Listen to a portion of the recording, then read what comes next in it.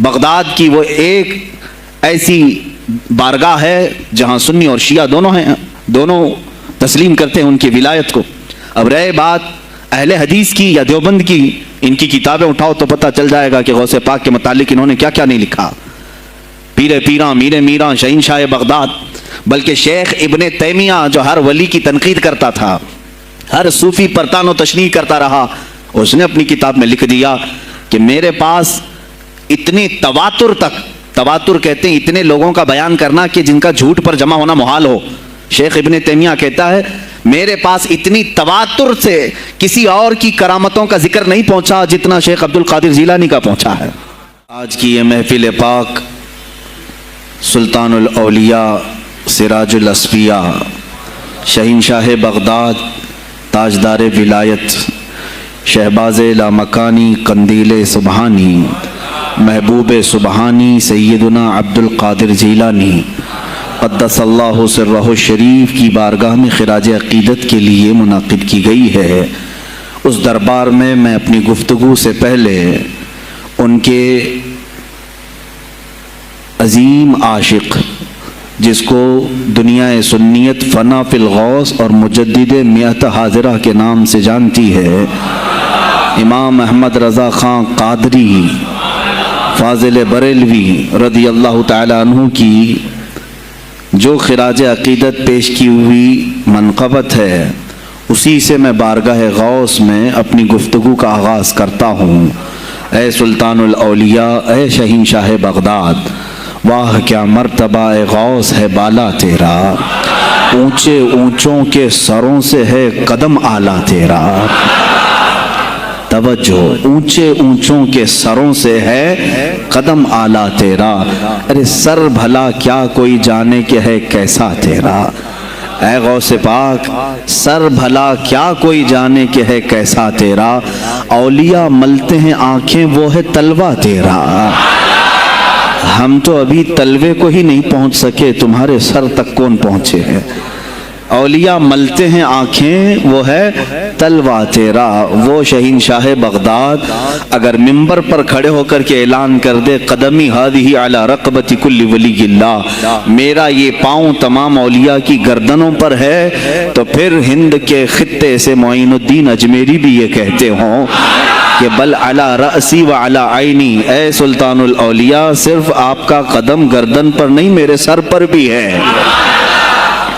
اور پھر اولیاء کاملین نے پکار کر کے دربار غوث میں یوں کہا تھا جب آپ نے اعلان کیا میرا یہ قدم اولیاء کی گردنوں پر ہے، جس کی گردن بنی منبر اولیاء، جس کا منبر بنی گردن اولیاء، اس قدم کی کرامت پہ لاکھوں سلام۔ انہوں نے جب اعلان کیا تو کیا اولیاء کاملین نے جواب میں کیا کہا تھا؟ جواب میں کیا کہا تھا؟ غوث پاک نے جب بغداد سے پکارا تو پورے مشرق و مغرب، شمال و جنوب کے اولیاء نے یوں کہا تھا، یہ دل یہ جگر ہے، یہ آنکھیں یہ سر ہے۔ یہ دل یہ جگر ہے، یہ آنکھیں یہ سر ہے، جہاں چاہو رکھو قدم غوث اعظم۔ گردن ہی کیا ہے، یہ دل ہے، یہ جگر ہے، یہ آنکھیں ہیں، یہ سر ہے، آپ کی مرضی جہاں ہو میرے آقا آپ قدم رکھتے ہیں، جہاں چاہو رکھو قدم غوث اعظم۔ عزیزان گرامی وقار، تاجدار بریلی نے شہنشاہ بغداد کی بارگاہ میں پیش اس طرح سے کیا کہ جو ولی قبل ہوئے یا بعد ہوئے سب ادب رکھتے ہیں دل میں میرے آقا تیرا، سارے اقطاب جہاں کرتے ہیں کعبے کا طواف، کعبہ کرتا ہے طواف در والا تیرا۔ اے شہنشاہ بغداد، تیری میری قسمت کی قسم کھائیں سگانے بغداد، ہند میں رہ کے بھی دیتا رہوں پہرا تیرا، ہند میں رہ کے بھی دیتا رہوں پہرا تیرا۔ سرکار بغداد کی بارگاہ میں پھر استغاثہ کرتے ہوئے اعلیٰ حضرت بریلوی رحمت اللہ تعالیٰ علیہ یوں عرض کرتے ہیں، اے شہنشاہ بغداد، تجھ سے در، در سے سگ، اور سگ سے ہے مجھ کو نسبت، میری گردن میں بھی ہے دور کا ڈورا تیرا۔ اس نشانی کے جو سگ ہیں نہیں مارے جاتے، جس کی گردن میں قادری پٹا ہو، جس کی نسبت سلسلہ قادریہ سے ہو گئی ہو، اس کے لیے اعلیٰ حضرت بریلوی فرماتے ہیں اس نشانی کے جو سگ ہیں، ہم کتا پاک ہیں شہنشاہ بغداد کے، اس نشانی کے جو سگ ہیں نہیں مارے جاتے، حشر تک میرے گلے میں رہے پٹا تیرا۔ اور اے سننے والو، میں نے اپنے آپ کو سگ کہا، کتا کہا، تو کہیں تم اس خیال میں نہ آ جانا کہ کتا معمولی ہوتا ہے۔ آگے اعلیٰ حضرت نے اس کا بھی سوایہ کر دیا، کیا دبے جس پہ حمایت کا ہو پنجہ تیرا، کیا دبے جس پہ حمایت کا ہو پنجہ تیرا۔ ارے شیر کو خطرے میں لاتا نہیں کتا تیرا، شیر کی تک پرواہ نہیں کرتا غوث پاک کا کتا۔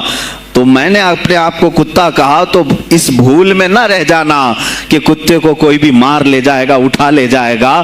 ہم نے کہا ہے دربار غوث کا کتا جو شیر کو بھی خطرے میں نہیں لاتا ہے۔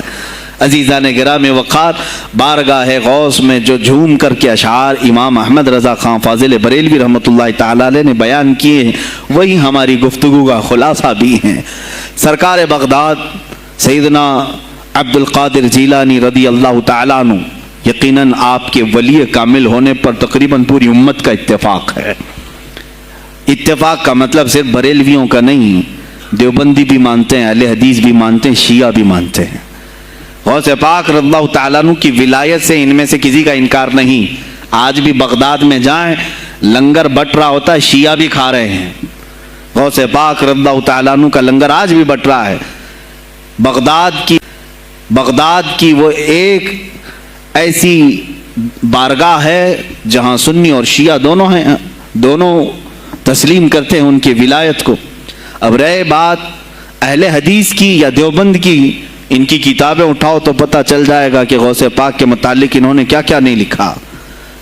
پیر پیراں، میر میراں، شہنشاہ بغداد، بلکہ شیخ ابن تیمیہ جو ہر ولی کی تنقید کرتا تھا، ہر صوفی پر تان و تشنیع کرتا رہا، اس نے اپنی کتاب میں لکھ دیا کہ میرے پاس اتنی تواتر تک، تواتر کہتے ہیں اتنے لوگوں کا بیان کرنا کہ جن کا جھوٹ پر جمع ہونا محال ہو۔ شیخ ابن تیمیہ کہتا ہے میرے پاس اتنی تواتر سے کسی اور کی کرامتوں کا ذکر نہیں پہنچا جتنا شیخ عبد القادر جیلانی کا پہنچا ہے۔ الفضل لما شہید بہ الاعداء، فضیلت تو اس کی ہے جس کی دشمن بھی گواہی دے رہے ہوں۔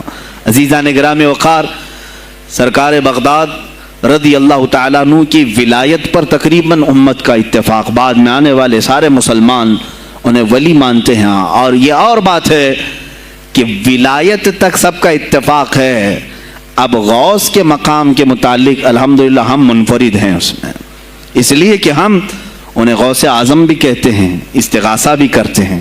یہ ایک الگ ٹاپک ہے جہاں شرک، بدعت اور کفر کے فتوے لگتے ہیں کہ بریلوی اللہ کو چھوڑ کر اولیاء سے مانگتے ہیں، اور یہ بیویوں سے مانگ لیں تو کوئی حرج نہیں، ہاں اپنے بچوں سے مانگ لیں تو کوئی حرج نہیں، بلکہ چپراسی اور نیتاؤں سے مانگ لیں تو کوئی حرج نہیں۔ کسی صاحب نے آ کر کے مجھ سے کہا تھا آپ غوث اعظم کیوں کہتے ہیں؟ اعظم اللہ ہوتا ہے سب سے اعظم، غوث کہیں ٹھیک ہے۔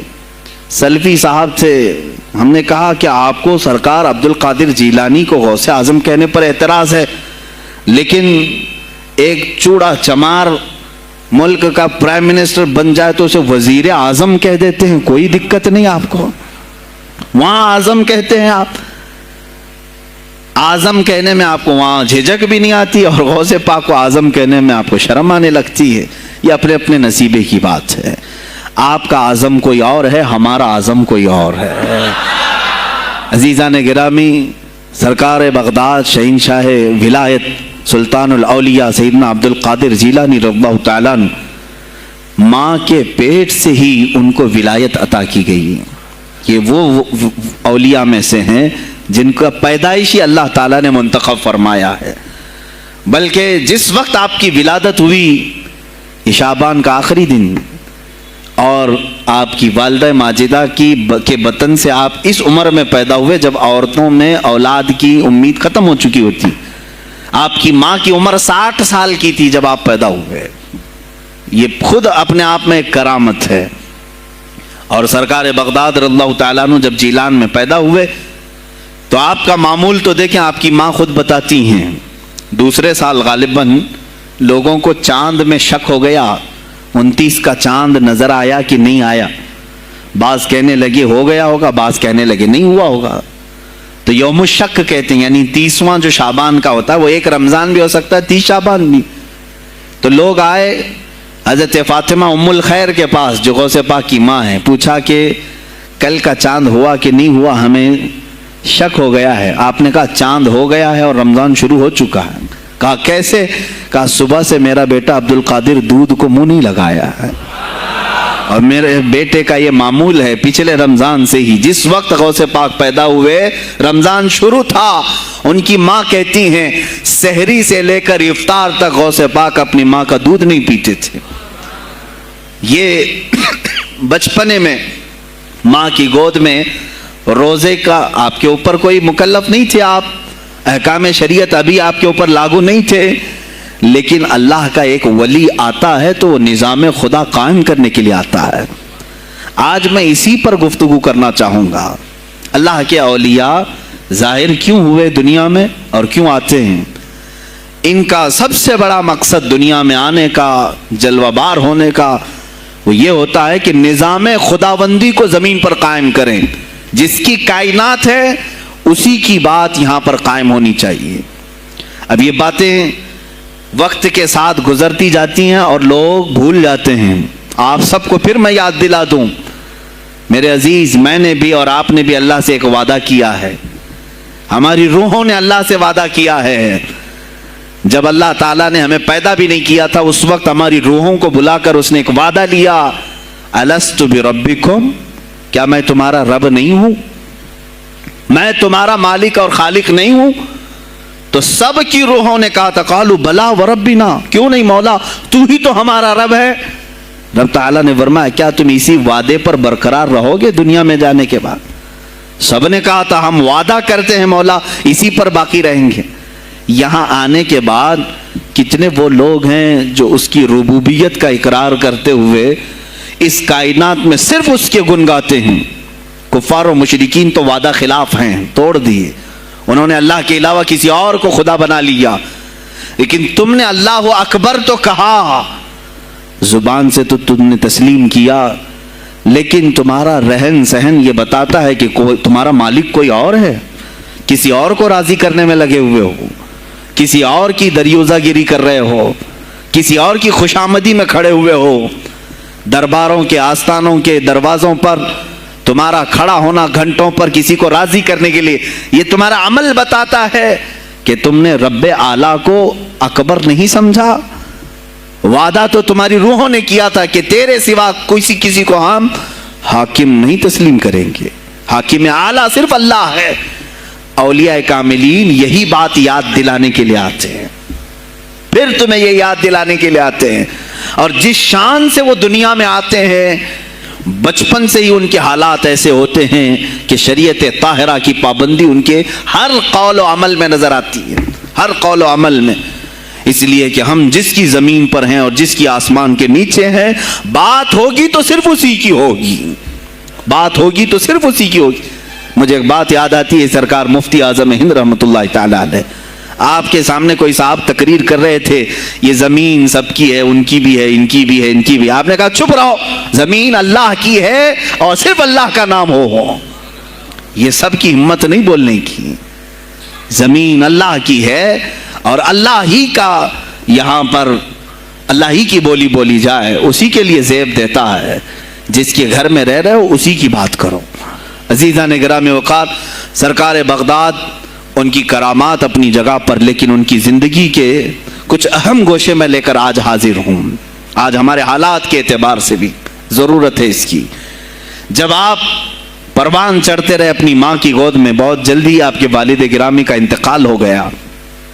आपसे खुद पूछा गया था गौसे पाक से, आपकी जवानी में या जब आपका शोहरा बगदाद में बहुत हो गया तब पूछा गया था, आपको अपने वली होने का एहसास कब हुआ?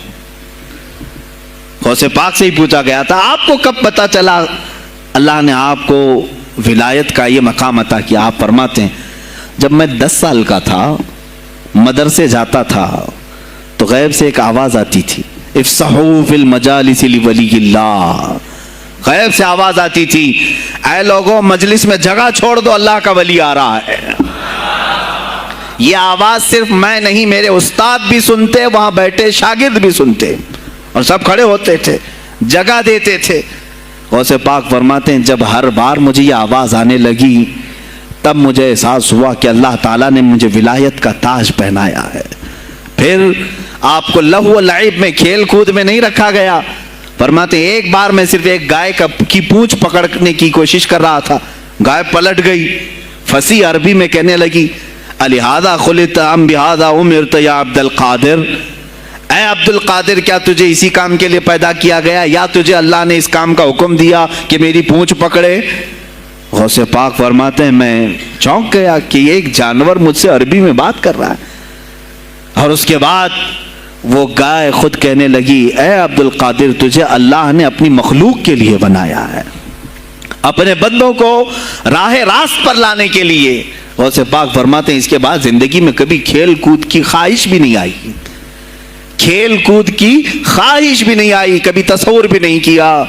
اور جب آپ جیلان سے نکل کر بغداد آئے، بغداد کے جو حالات تھے وہ آپ نے بہت قریب سے مشاہدہ کیا۔ میرے عزیزو آج کے جو حالات ہیں نا، آج کے جو حالات میں نے پڑھا اس سے بھی زیادہ ڈینجر حالات اس زمانے کے تھے۔ آج لوگ حالات کی شکایت کرتے ہیں، بہت سارے علماء مولانا ہم سے کہتے ہیں حالات اب صحیح نہیں ہیں، ویسے نہیں ہے پہلے۔ میں تمہیں غوث پاک کے حالات بتاتا ہوں، اس وقت سیاسی حالات کیا تھے۔ اس وقت سیاسی حالات اتنے خطرناک ہو چکے تھے، بغداد میں شیعوں نے اپنا گڑھ جمایا تھا، یہاں تک کہ ہر عالم پر، ہر واعظ پر، ہر امام مسجد پر پابندی تھی۔ سیدنا ابو بکر صدیق اور حضرت عمر کا کوئی نام نہیں لے سکتا تھا، کوڑے مارے جاتے تھے۔ شیخین کا اگر کسی نے نام لے لیا کسی عالم نے، کوڑے مارے جاتے تھے۔ خلیفہ واثق باللہ تک یہ تاریخ چلی بغداد میں، اور سلطنتیں ٹوٹ چکی تھیں۔ سیاسی حالات اس قدر خراب ہو چکے تھے، چھوٹی چھوٹی ٹکڑیوں میں بٹ چکے تھے مسلمان۔ مصر کی طرف دیکھیں تو فاطمی حکومت قائم ہو گئی تھی، وہ اپنے آپ کو فاطمی کہہ رہے تھے۔ بغداد میں عباسی خاندان حکومت کر رہا تھا، اور وہ بھی سمٹ کر کے صرف بغداد کے اطراف رہ گئی بس۔ پھر ترکی کی طرف دیکھیں تو سلجوقی خاندان تھا، ایک ایک ٹکڑا حکومت کر رہا تھا، اور یہی آپس میں دست بگریباں تھے، ایک دوسرے سے لڑ رہے تھے۔ اور پھر پلس اس پر ایسا کہ بازنطینی جو عیسائی تھے، صلیبی تھے، ان سلطنتوں کو آپس میں لڑا کر کے اس قدر شدت پیدا کر چکے تھے کہ بغداد والا مصر نہیں جا سکے، مصر والا ترکی نہ آ سکے۔ پھر ادھر بخارا، سمرقند، نیشاپور، یہ جو رشیا میں ہیں آج، ازبکستان وغیرہ میں، یہاں الگ ایک سلطنت قائم تھی، اور ہند میں الگ کفرستان تھا۔ سب جگہ الگ الگ حالات تھے، اور مسلمانوں کے لیے اس زمانے میں ایسے حالات ہو گئے جیسے لاک ڈاؤن ابھی کا سیم۔ میں آپ کو بتا دوں سچویشن، لاک ڈاؤن میں کیا ہوا تھا معلوم ہے؟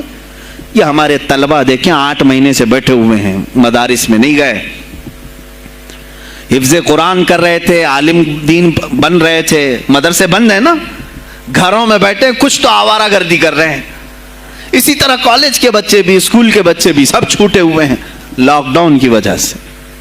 سیم یہی سچویشن اس زمانے میں ہوئی۔ بغداد علمی مرکز تھا، کوفہ اور بصرہ علم کے مرکز تھے۔ آپسی رنجشوں کی وجہ سے بادشاہوں کی طلبہ ایک جگہ سے دوسری جگہ کا سفر نہیں کر سکتے تھے، بغداد کے سارے مدرسے بند پڑے ہوئے تھے، کیونکہ طلبہ آ نہیں سکتے۔ کہاں سے آئے تم؟ مصر سے آئے، واپس جاؤ، اس سلطنت میں کیا کر رہے ہو؟ اس طرح کی سختیاں، یہاں تک کہ یہی زمانہ ہے جب حسن بن صباح نام کا ایک ایسا منافق جس نے اس زمانے کے بادشاہوں کو خرید لیا اور کچھ لوگوں کو نشے کا خوگر بنایا۔ حشیشین وغیرہ آپ نے سنا ہوگا، صلاح الدین ایوبی کا زمانہ ہے یہ۔ غوث پاک سے صرف 4 سال بعد صلاح الدین ایوبی آئے، صرف 4 سال بعد۔ اس زمانے میں حسن بن صباح نے ہزاروں نوجوانوں کو نشے کا عادی بنا دیا تھا، ہزاروں نوجوان۔ اور کیسا نشہ؟ کوکین افیون وغیرہ سب تو لے کر کے تو لوگ ہوش میں آ جاتے ہیں. وہ ایسا تھا کہ اس نے جو نشہ دکھایا تھا ایک چھوٹے سے کمرے میں ان کو رکھتا اور انہیں بتاتا کہ یہ درخت ہیں, یہ نہر ہے,